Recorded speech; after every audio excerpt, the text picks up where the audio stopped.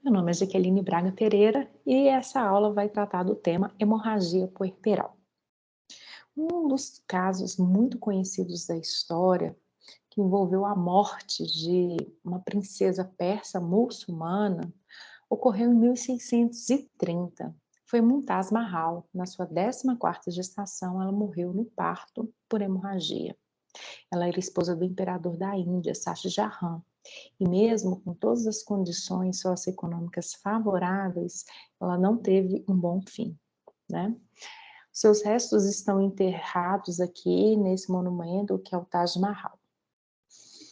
Claro que outros casos ocorreram, e demorou muito tempo para que ocorresse um sistema de informação de mortalidade materna, e ocorreu na Europa em 1750, e também depois ocorreram muitos anos, passaram-se muitos anos, para que fossem instituídos protocolos para evitar morte maternas por causas evitáveis, né?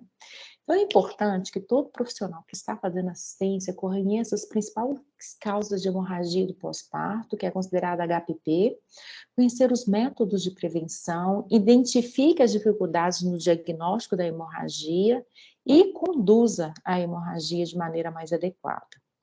Sabemos que a hemorragia é uma das principais causas de mortalidade e morbidade materna no Brasil e no mundo, perdendo apenas para síndromes hipertensivas. A hemorragia materna, gente, a hemorragia pós-parto é uma emergência obstétrica.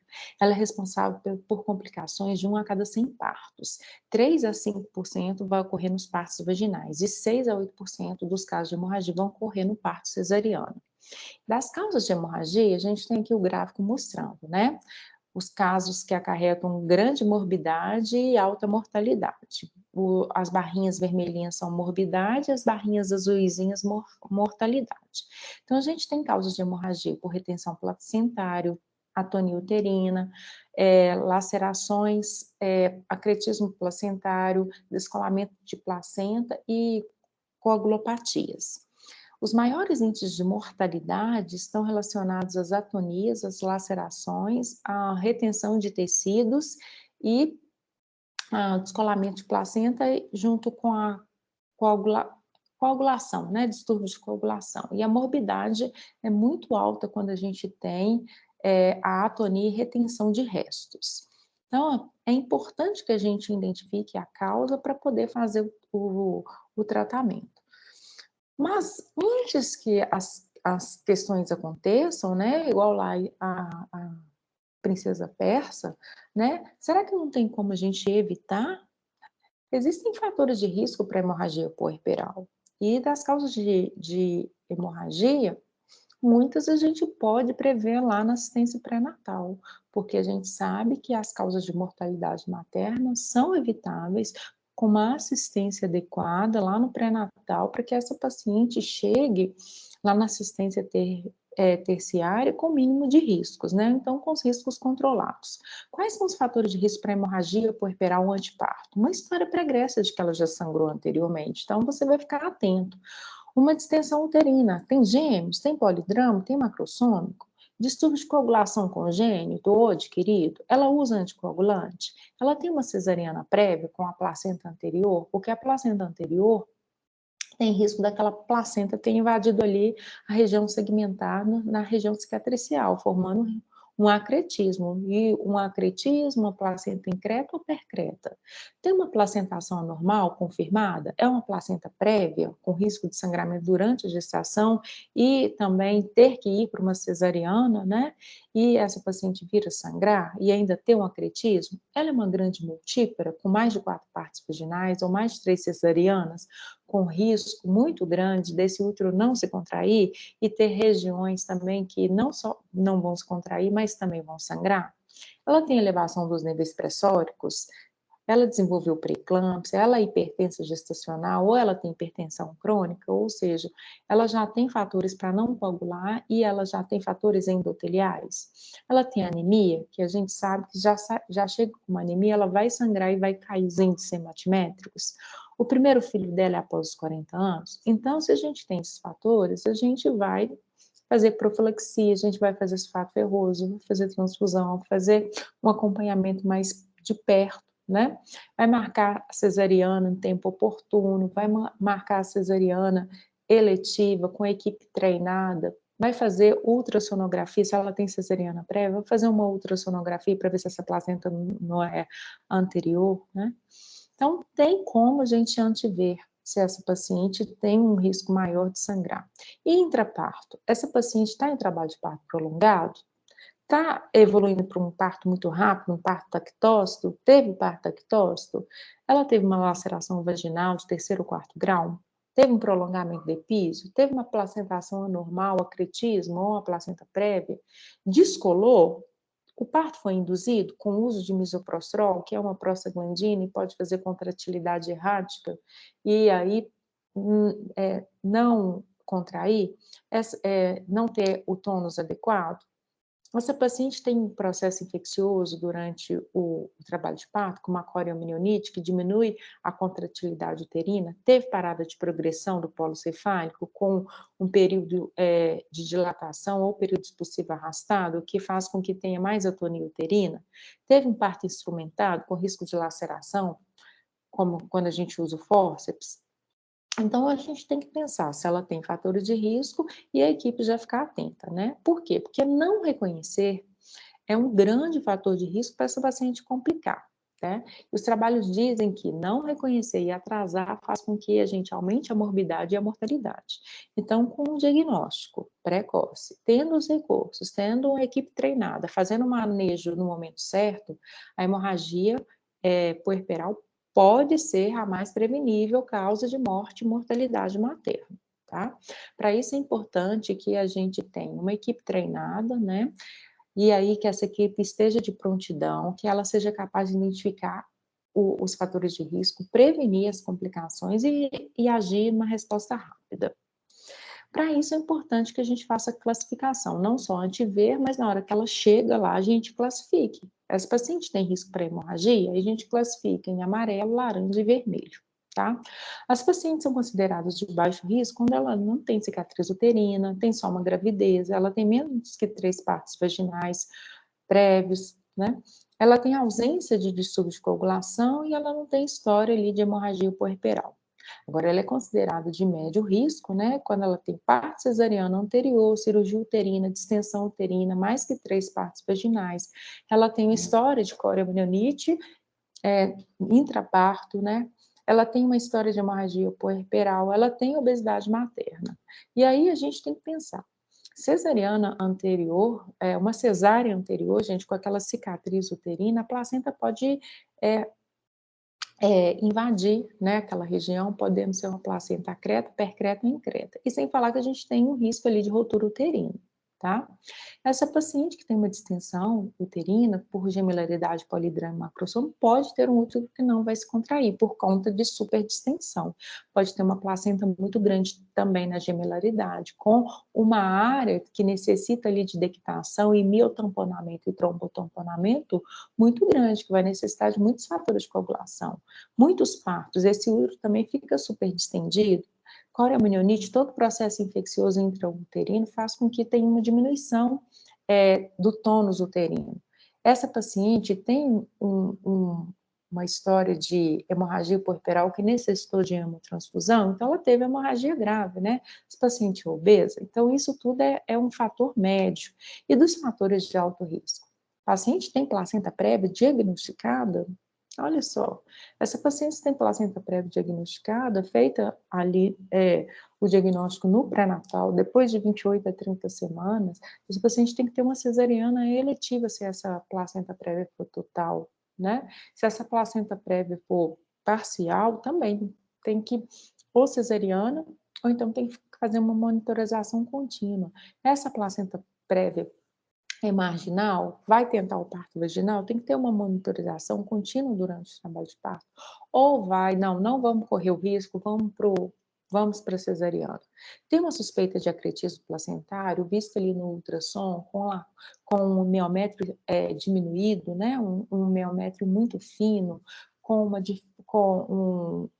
uma dificuldade de ver ali a interface entre a placenta e o miométrio, que é um diagnóstico ultrassonográfico de suspeição de acretismo, ou tem uma ressonância mostrando esse acretismo. essa paciente estava em trabalho de parto e teve um descolamento prematuro, sangrou muito. Essa paciente tem uma hematócrito menor que 30, outros fatores de risco, alteração de fatores de coagulação, uma plaqueta menor que 100.000, ela tem distúrbio de coagulação, ela tem sangramento ativo de grande volume ali durante o trabalho de parto ou no momento da dectação placentária, ela tem múltiplos fatores de risco, alto risco, então isso aí tudo é considerado de alto risco. Então isso tudo é feito na hora que ela chega durante o trabalho de parto, no puerpério. A classificação é contínua, para que a equipe fique antevendo riscos e fique atenta para o que possa estar acontecendo. A gente sabe que em todas as pacientes, seja de baixo, médio ou de alto risco, é importante prezar pela segurança do paciente, para que ele não tenha, para que a paciente não tenha risco de sangrar. Então é importante que a gente faça, né, a conduta ideal para todas as pacientes no puerpério imediato. O que que é? O manejo ativo no terceiro período. Então, a gente considera o primeiro período do parto, que vai até a dilatação, o segundo período da dilatação até o expulsivo, o terceiro período, período da dectação. Então, os trabalhos dizem que se a paciente tem baixo risco para sangrar, médio risco para sangrar, alto risco para sangrar, identificável tanto no pré-natal quanto ali no momento da internação até o parto, o manejo ativo no terceiro período é o que traz mais segurança, porque é o que você vai prevenir que aconteça complicações, né? E como é que a gente faz o manejo ativo? Primeiramente, na hora que saiu o recém-nascido da cavidade uterina, fazer ocitocina. No parto normal, 10 unidades intramuscular. Na parte cesariana, a gente tem um esquema muito adequado, que é 3 unidades, mais 3 unidades, mais 3 unidades. Essa 3 unidades faz com intervalo, avaliando se entre uma unidade e outra é realizada, outra está contraindo, está sangrando, aí sim parte para a segunda e depois parte para a terceira. Ou então você faz 20 unidades em 500 ml de soro fisiológico a 125 ml na bomba de infusão contínua. Também é imperativo que se faça o clampeamento oportuno do cordão, de 1 a 3 minutos, para evitar que aquela placenta fique ali, né, sem que ela entenda que tenha que fazer a liberação dos mecanismos de dectação, né, que é o miotamponamento e trombotamponamento. Além de tudo, vai fazer uma tração controlada do cordão, com a manobra na região suprapúbica e uma tração contínua. E vai fazer a massagem uterino, que vai servir não só para controle do sangramento, mas também para estimular aquele útero. Em relação a essa ocitocina aí, das doses, eu vou aqui dizer, no parto vaginal, então, é 10 unidades intramuscular. É imperativo que se faça essa ocitocina no parto vaginal e no parto cesariana para profilaxia da hemorragia puerperal, tá? Então, ela é feita como profilaxia, ela é categoria A de eleição para prevenir a hemorragia. Então, acabou de nascer, antes da detectação placentária, a gente vai fazer 10 unidades intramuscular. Tá? Na cesariana, esse esquema aqui tem sido preconizado, que é o esquema 3, 3 e 3, então você faz 3 unidades, vem bolos em 30 segundos, aguarda 3 minutos. Teve uma resposta adequada? Não, não teve, então pode estar autorizada a fazer mais 3 unidades, vem bolos em 30 segundos, aguarda 3 minutos. Teve uma resposta adequada? Essa resposta adequada é checada com o tono de uterino e o sangramento ali, vaginal, então no sítio operatório, né? Teve resposta adequada? Não, então está autorizada a fazer mais 3, vem bolos em 30 segundos, aguardando 3 minutos para ver se teve resposta, tá? Sempre mantendo ali a ocitocina correndo 10 unidades em 500 ml EV, tá? Outra coisa que a gente vai pensar assim, eu não quero fazer esse esquema 3, 3 e 3, então quero fazer 20 unidades. Então, eu faço 20 unidades lá no soro, a 125 ml por hora. Agora, eu fiz as primeiras 3 unidades. Teve controle adequado? Teve. Então, mantém só 3 unidades EV em bomba de infusão contínua, tá? Se eu não tiver uma resposta adequada, eu saio da ocitocina e vou pensar em fazer a metilergometrina 0,2 miligramas IM, ou então o misoprostol 800 microgramas. Tá? Então, isso aí é para profilaxia. Em relação a essa tração contínua e a manobra suprapúbica, é chamada de manobra de Brandt. Então, é uma manobra bimanual, faz uma tração contínua e esse impulsionamento que é a contração do útero, é feita na região suprapúbica. Eu nunca posso fazer na região ali do corpo do útero para baixo, senão eu tenho uma inversão uterina, tá? Então, é ali na síntese púbica, comprimindo o útero e fazendo a tração contínua. Isso aqui ajuda muito a dectação placentária. É importante que toda equipe esteja atenta às boas práticas de assistência ao parto, né? Existe um portal lá do Ministério da Saúde que está publicado o Manual das Boas Práticas, e essas boas práticas são baseadas em evidências clínicas, de que para evitar hemorragia também a gente vai evitar o uso excessivo e desnecessário do ocitose, tanto no trabalho de parto quanto no puerpério imediato. Por quê? Porque na hora que você precisar desse ocitose, aqueles receptores podem estar saturados. A gente vai evitar também a episiotomia de rotina, somente se for necessário, né? Porque a episiotomia de rotina faz com que você faça uma incisão ali de maneira desnecessária, pode provocar hemorragia, sendo que você nem ia precisar fazer aquela incisão. E encorajar um acompanhante a observar os sinais de alerta e comunicar, porque ele é a pessoa que está ali do lado. Tá? Se tiver um sangramento, dor, desconforto respiratório, então ele comunicar. E é importante também diminuir a medicalização do parto e intervenções inoportunas e toques desnecessários, porque evita complicações. Então, para a gente evitar hemorragia, o mais importante a gente viu ali é fazer a profilaxia e o manejo ativo no terceiro período. Fazer a avaliação constante dos dados vitais da paciente, né? Porque eu fiz a dectação, tendo feito a ocitocina, fiz clampeamento oportuno, eu fiz também a manobra, e aí eu deixei para lá? Não, né? Eu tenho que fazer avaliação. Eu simplesmente, porque eu fiz tudo, deu certo? Não, tem que fazer avaliação constante dos dados vitais. E também tem que quantificar ali a perda, porque às vezes eu acho que eu fiz tudo certo, mas eu não quantifiquei a perda. Então, eu tenho que fazer o controle de tudo isso para diminuir os riscos, né? Para eu saber, né, se aquela paciente perdeu tanto de sangue que eu acho que é adequado, eu preciso primeiro saber o que é normal, tá? O sangramento habitual é no parto vaginal de 400 a 500 ml, numa cesariana de 800 a 1000 ml. E aí eu preciso quantificar isso. Então, eu vou observar, não é só naquele momento do parto, porque eu também posso ter uma perda cumulativa. Então, eu vou avaliar, né, no parto normal.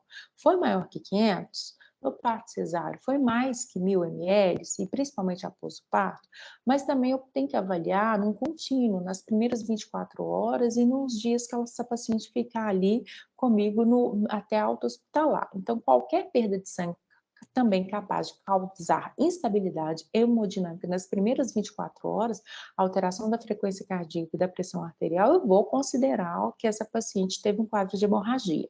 Às vezes não está exteriorizado, então tem que avaliar os dados clínicos e avaliar o abdômen dessa paciente, né? Então tem que ficar atento, tá?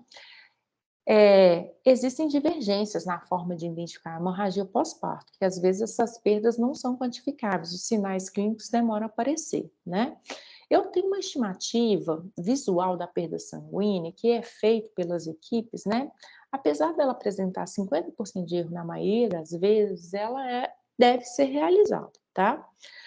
Acontece, né, que muitas vezes a paciente demora a apresentar sintomas. Então, ela só vai ter sintomas, né, de mal-estar somente depois que ela levanta, ou então quando a perda sanguínea é muito exacerbada com hipovolemia, principalmente lá na cesariana, que ela está em decúbito dorsal, vai ficar em repouso umas 6 horas, no pós-parto vaginal, ela não levanta, então às vezes fala, ela tá boa ali, tá tranquila, a gente não entende, porque ela não está com sintomas. A taquicardia é normal ali nas primeiras 24 horas.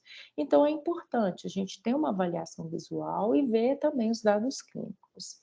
Se a gente achar que perdeu mais do que o normal, a gente pode avaliar a hemoglobina hematócrito, mas ele demora a ter uma alteração, a alteração depois de 6 horas, tá? Se a gente tiver ali uma queda do hematócrito de uns 10% de diurese diminuída, de menor que 30 ml horas, você pode suspeitar que essa paciente teve uma repercussão hemodinâmica em razão da perda, tá?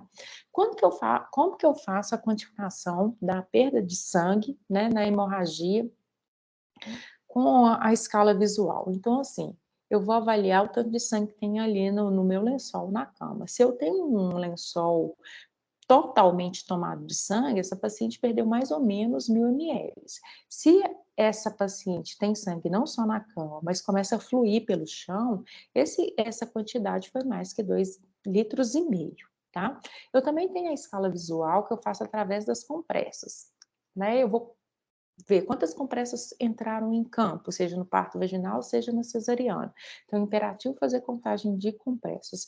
Depois eu vou avaliar quantas compressas, né, estão saindo do campo e como é que está a qualidade dessas compressas. Tem lá compressa pingando sangue, 100%, então é 100 ml de sangue. Tem compressa assim que está encharcada, mas não está pingando, 75 ml.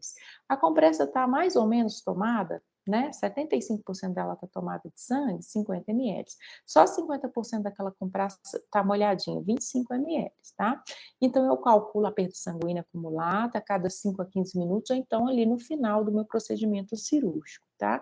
Se eu estou vendo já um sangramento exorbitante no campo, ou então ali no puerpério imediato de um parto vaginal, eu já peço às enfermeiras, a minha equipe assistencial, para avaliar para mim, gente, olha para mim aí, se tiver colocado um saco coletor, quanto que tem de sangue nesse saco, olha as compressas, quanto que vocês acham aí que perdeu, faz a contagem de compressas para mim, tá? Então, é importante que toda a equipe esteja atenta a essas perdas cumulativas. Outra coisa que pode ser avaliada são os dados vitais, apesar dessa repercussão ser um pouco mais tardia, mas ela é muito utilizada, que é o índice de choque, tá? A gente faz como o índice de choque? Você vai avaliar a frequência cardíaca da paciente e dividir pela pressão sistólica. Então, ali tem um exemplo, a frequência cardíaca está 120, aumentada, e a pressão sistólica está 60, o índice de choque dá 2.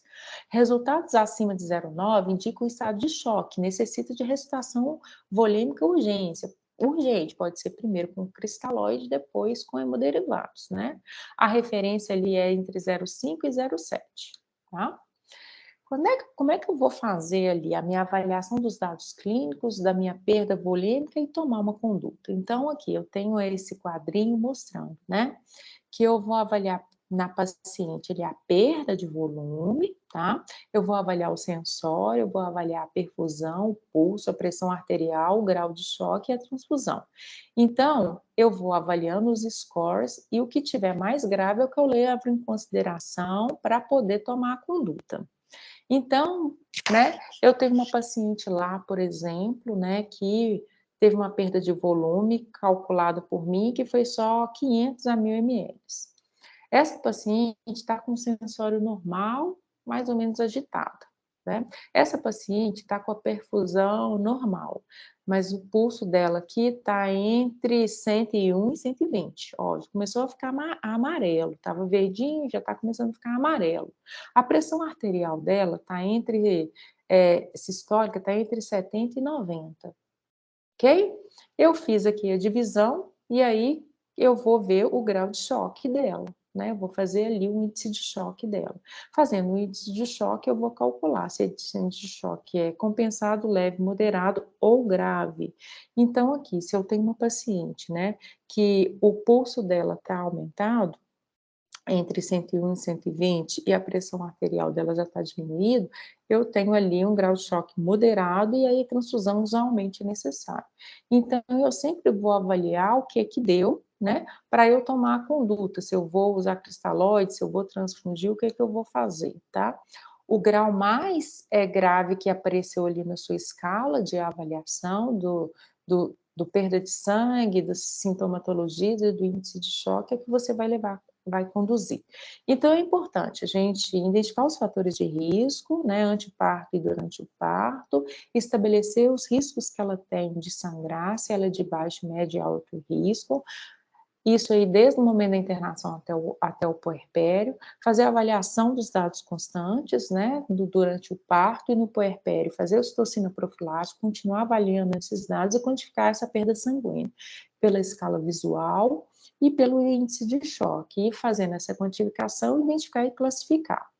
Identifiquei, ela está com hemorragia puerperal, ela sangrou mais do que 500 ml no parto vaginal, sangrou mais do que 1000 ml no parto cesariano, ela tem repercussões hemodinâmicas, então eu vou conduzir, né? Existem as conduções de primeiro estágio, segundo estágio, terceiro estágio. Primeiro estágio, eu vou identificar esses fatores de risco e evitar que isso tudo se complique. Primeiramente, eu vou usar cristalóides. No segundo estágio, eu já começo com medicações, no terceiro estágio, eu já penso nas hemotransfusões. Então, quando a paciente já está com hemorragia, eu vou monitorizar, eu vou comunicar a equipe, eu vou mobilizar toda aquela equipe. Na maioria das maternidades já existem caixas, né, e protocolos assistenciais de hemorragia materna. No estágio 1, eu vou fazer a ressuscitação volêmica. E é importante também que durante o período de monitorizar a paciente, comunicar a equipe que houve a hemorragia puerperal, que a perda estimada de sangue está mais do que o esperado, que os dados vitais dela estão mostrando um comprometimento do estado geral. Comecei a ressuscitação volêmica, comecei a pedir unidade de tratamento intensivo, reserva de hemoderivados, eu tenho logo que me atentar. Qual que é a causa, tá? Eu tenho que me atentar que é a investigação da causa daquele sangramento, né? Esse momento, né, em que a gente faz parte da profilaxia para identificação de uma causa e começar a agir é chamada hora de ouro. A não identificação dessa causa e o retardo ou o retardo no início do tratamento faz com que a sobrevida da paciente esteja bastante diminuída, tá? A hora de ouro na hemorragia pós-parto consiste na recomendação do controle do sítio de sangramento puerperal. Então, eu tenho que identificar a causa, tá? Então, sempre que possível, dentro da primeira hora, a partir do diagnóstico, ou pelo menos na fase avançada do tratamento, até o final do período, eu tenho que agir, tá? Eu não só tenho que identificar a causa certa, como agir no foco certo, tá? Além de tudo, eu tenho que continuar a monitorização. Então, trata-se de um diagnóstico precoce, uma intervenção precoce, agressiva e oportuna, e a manutenção da monitorização. Então, essa hora de ouro, eu faço tudo isso. E aí eu tenho que pensar, por que essa paciente está sangrando, né?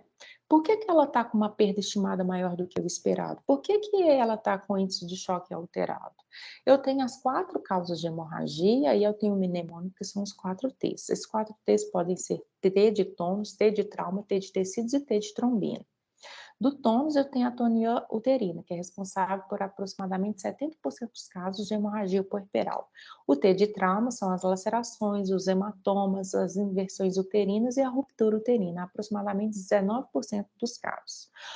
O T de tecido é a persistência de tecidos por retenção de tecido placentário, de coágulos, de acretismo placentário, ocorre em 10% dos casos. E o T de trombina é quando a paciente tem, né?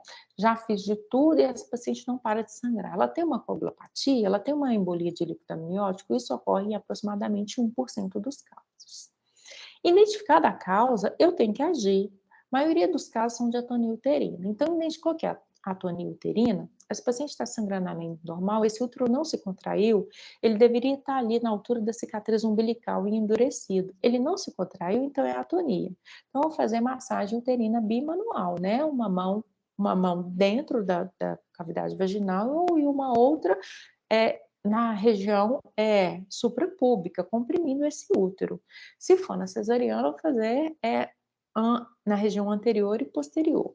Além de tudo, agora eu vou fazer ocitocina tratamento, né? Essa ocitocina tratamento vai ser aquela que eu fiz da profilaxia seguida de 20 a 40 unidades de ocitocina em 250 ml de soro fisiológico.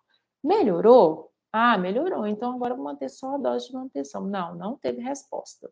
Se não teve resposta, eu vou fazer tão logo eu identifique que não tem resposta, uma medicação que tem sido categoria A de eleição para controle de danos, controle de hemorragia e prevenção de sítios, não só de atonia, mas também de outras causas. É o ácido tranexâmico, 1 grama, né, EV, lento, em 10 minutos. Feito isso, avaliei, não teve resposta, eu vou fazer a metilergometrina, que é uma ampola de 0,2 miligramas IM, tá? Eu não posso utilizar metilergometrina se eu tenho quadro hipertensivo, seja hipertensão arterial crônica descontrolada, uma pré-eclâmpsia com altos níveis pressóricos, ou paciente que tem alteração vascular grave, principalmente sistema nervoso, tá? Se essa paciente não pode usar metilergometrina, eu vou passar para outra medicação, que é o misoprostol 800 microgramas via retal, Se eu não tive resposta, eu vou pensar, né?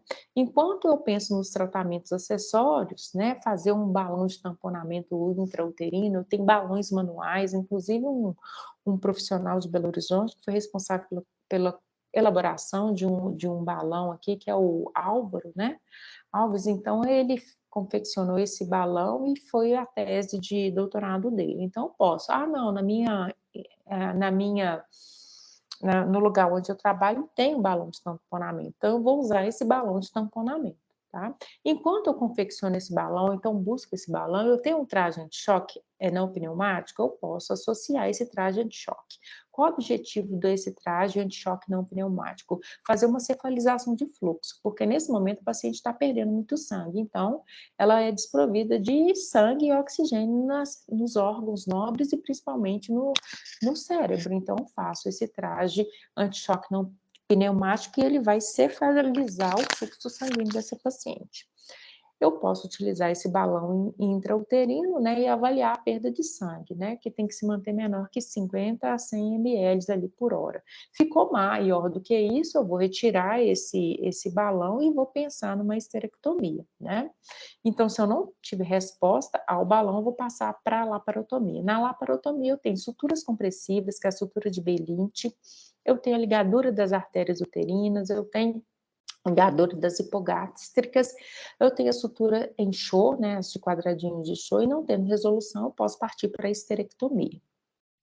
Não é atonia, eu identifiquei que tem uma laceração. Se eu identifiquei que tem uma laceração de trajeto vaginal, ou então ali na hora da cesariana, eu tive extensão ali até uterino, então de grandes vasos, ou então de ligamentos, eu vou fazer sutura das lacerações. Então, para isso, eu fiz a avaliação, não é a alteração não é de tônus, eu tenho que fazer a revisão do canal vaginal, do colo uterino, da cavidade da vagina e inventário ali da cavidade abdominal, tá?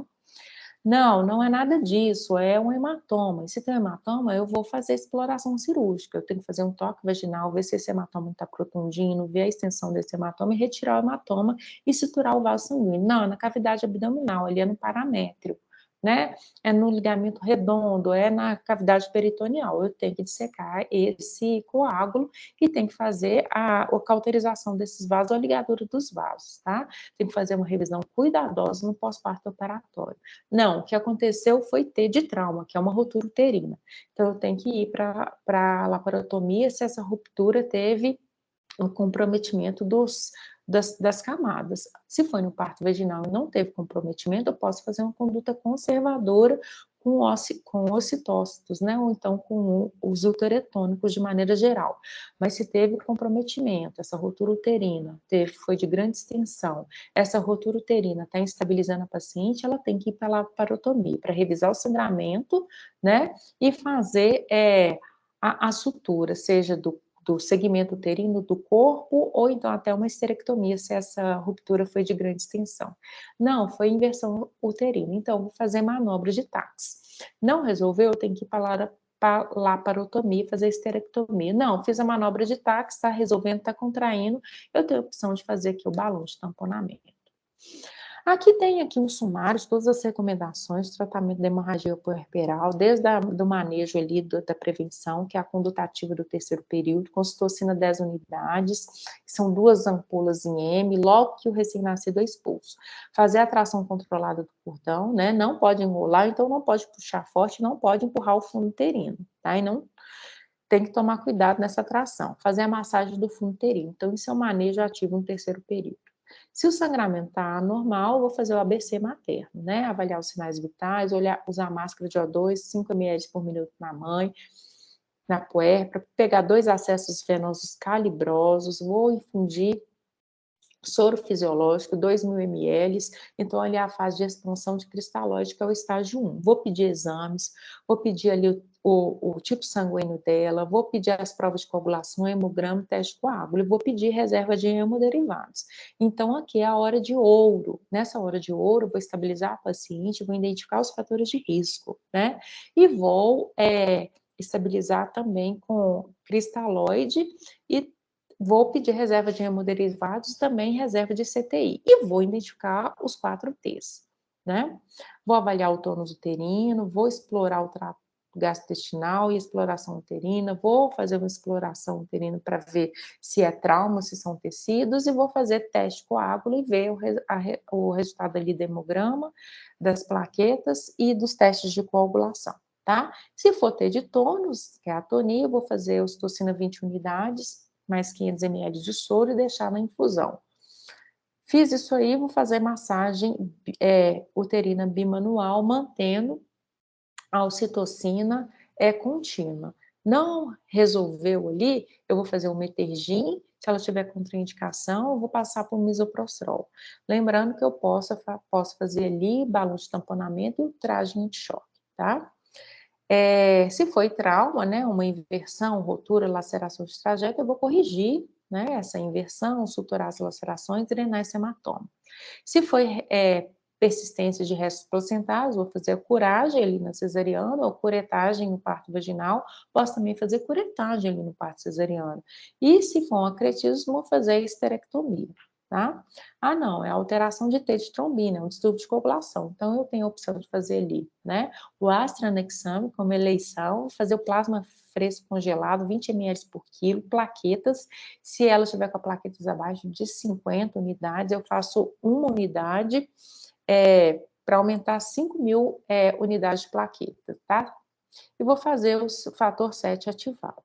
Lembrando que se essa paciente mantém hemorragia, a minha decisão na primeira hora, que é a hora de ouro, é muito importante, tá?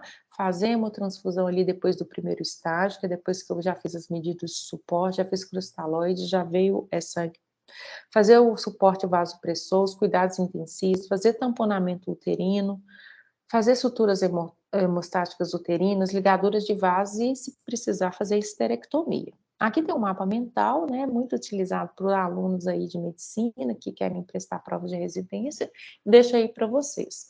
E deixo aí também uma mensagem, né? Após um parto, há 2 recém-nascidos, uma mãe e um bebê. Ambos precisam de atenção e cuidados especiais. Então, é importante que se faça, né, a avaliação prévia, a assistência adequada, o diagnóstico correto, o manejo correto em tempo oportuno, porque os dois são muito preciosos. E um recém-nascido sem mãe, né? Eu acho que é muito triste, principalmente para quem é obstetra. Fica aqui o recado. Obrigada pela atenção.